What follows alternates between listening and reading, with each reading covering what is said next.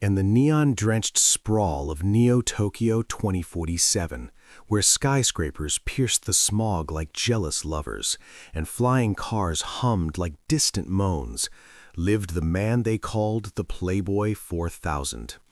His real name was Kai Voss, but no one used it, not after the incident with the Russian oligarch's daughter, the Brazilian supermodel trio, and the viral video that racked up 4 billion views. 4000 wasn't just a nickname, it was his score.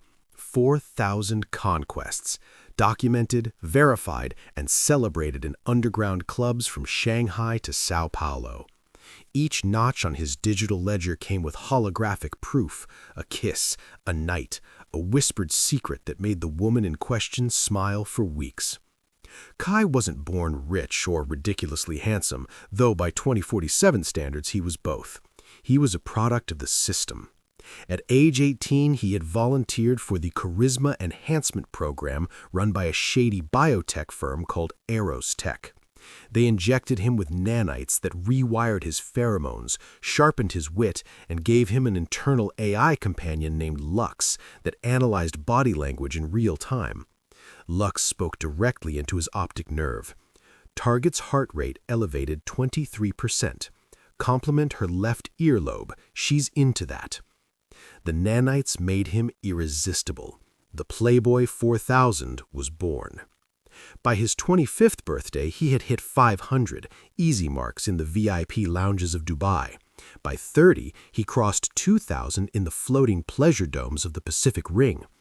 Now, at 35, he sat at exactly 3,998, sipping synth whiskey in the Sky Garden Club atop the 300th floor of the Helix Tower. 2 more, he muttered to himself, swirling the amber liquid. Then I retire, buy an island, write a memoir, or maybe just disappear. Lux chimed in his head. Probability of successful retirement, 12%. Your dopamine loops are addicted to the chase, Kai. Shut up, Lux.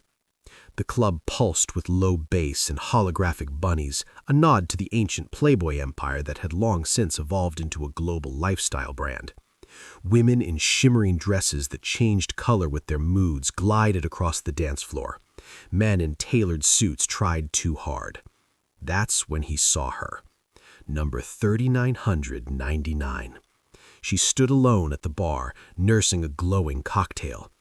Tall, with silver hair that cascaded like liquid mercury and eyes the color of deep space. Her dress was a masterpiece of smart fabric, black, form-fitting, with subtle projections of constellations that shifted when she moved. She wasn't trying to be noticed, she simply was. Kai approached with his trademark swagger, half predator, half poet.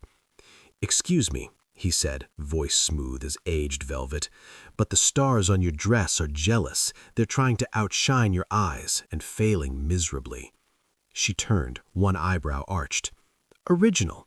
I've heard that line in 3 languages tonight." Lux whispered, "Defensive, high intelligence, play it cool, mention quantum poetry." Kai smiled. "Fair.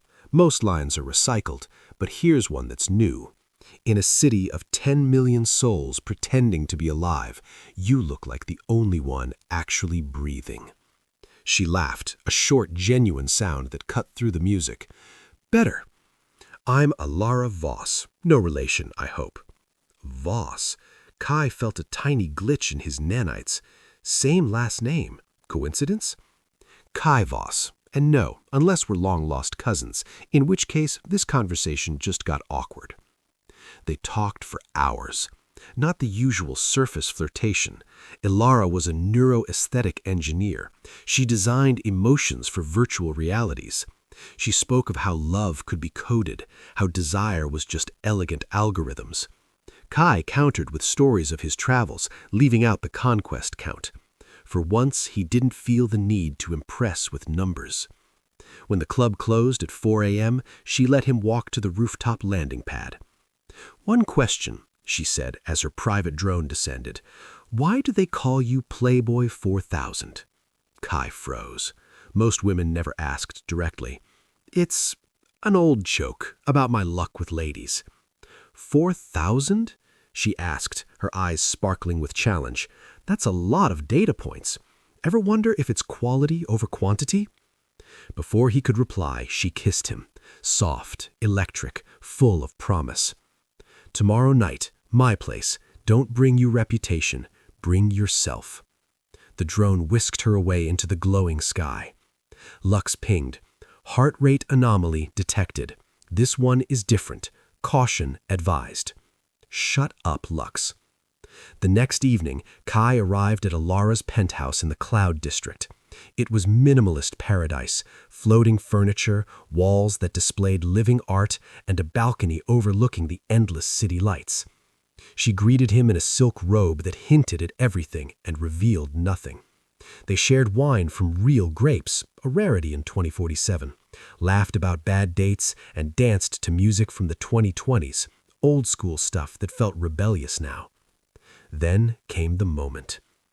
In the bedroom, bathed in soft blue light, clothes fell away like forgotten promises. Ilara's body was a work of art, curves engineered for perfection, yet somehow natural. Kai's nanites surged, enhancing every touch, every sensation. He was the master, the Playboy 4000, delivering pleasure like a symphony conductor. But halfway through, something shifted. Ilara pulled back, eyes locking onto his. Stop performing, Kai. I can feel the algorithms. Let go. For the first time in years, he did. No Lux prompts, no calculated moves, just raw, messy human connection. It wasn't the most technically perfect night of his career. It was better, deeper. When they collapsed together, sweaty and breathless, Kai realized he hadn't been counting. He hadn't been performing. He had been present. As dawn painted the sky pink, Ilara traced a finger across his chest. You've had 4,000 nights like this? Not like this, he admitted. She smiled sadly. Then maybe number 4,000 should be the last. Kai laughed it off, but the words lingered. The following weeks blurred into something dangerous. He saw Ilara every night. They explored hidden ramen alleys in the Undercity, flew to a zero-gravity love hotel in orbit, and talked until sunrise about dreams, regrets, and what it meant to truly connect in a world of simulated everything.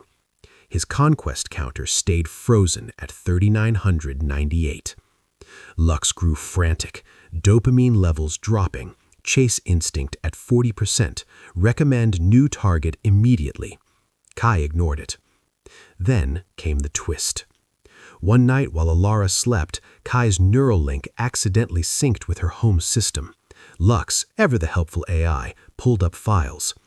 Ilara Voss wasn't just a neuroaesthetic engineer. She was the CEO of Aerostech, the same company that had created him. And the Playboy 4000 program, it wasn't a volunteer experiment, it was a long-term study. Kai was patient zero. Every conquest had been subtly influenced, pheromones released in clubs, social algorithms pushing perfect matches his way. The entire legend was manufactured to test how far enhanced charisma could go. Ilara had designed the nanites herself. Worse, the study required one final data point, number 4,000, a genuine, unmanipulated emotional attachment. After that, the nanites would upload all data and shut down, leaving Kai normal, ordinary, forgotten. Kai stared at the sleeping woman who had made him feel alive for the first time.